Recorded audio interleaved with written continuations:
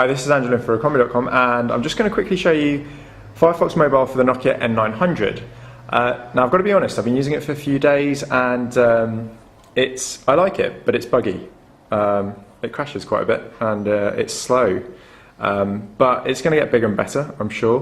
What I do really like is the navigation. Now you start off with this, with your web page, and you can enter addresses in the URL bar, and as you enter them it automatically pops up previous searches, and which is really handy, and shows you them underneath. Now navigation, if you go left and right you pop up different menus. On the left you get your open tabs and you can add a new tab, and on the right you can bookmark a page, go forwards and backwards, and adjust the settings, which includes the ability to download add-ons or extensions similar to Firefox on the desktop, and one of them even includes a Twitter extension that allows you to tweet directly from the address bar, which is pretty cool, and also a YouTube extension which allows you to watch YouTube videos within the browser.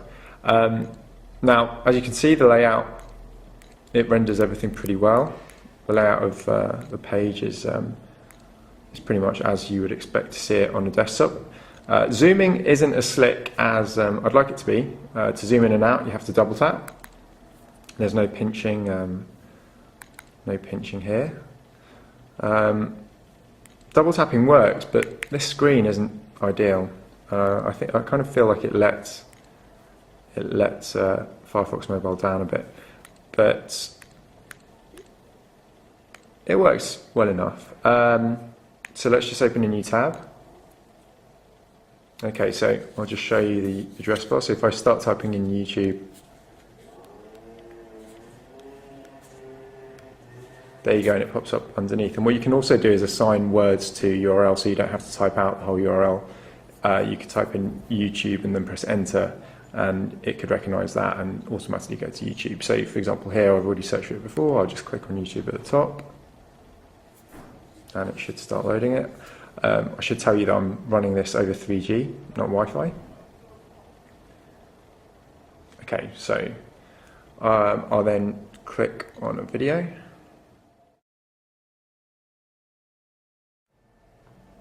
Now, as you can see, video playback isn't exactly speedy, but yeah, once it gets going,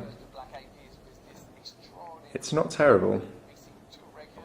It's not fantastic either. I've seen better. I mean, the iPhone YouTube playback is, although it's not in browser, the app delivers a much better experience than actually watching it in the browser. So I prefer using the YouTube app rather than watching it in the browser, which a lot of people talk about Flash in browsers. Some content I do want to see in a browser and some I don't. Okay, so that's YouTube. Now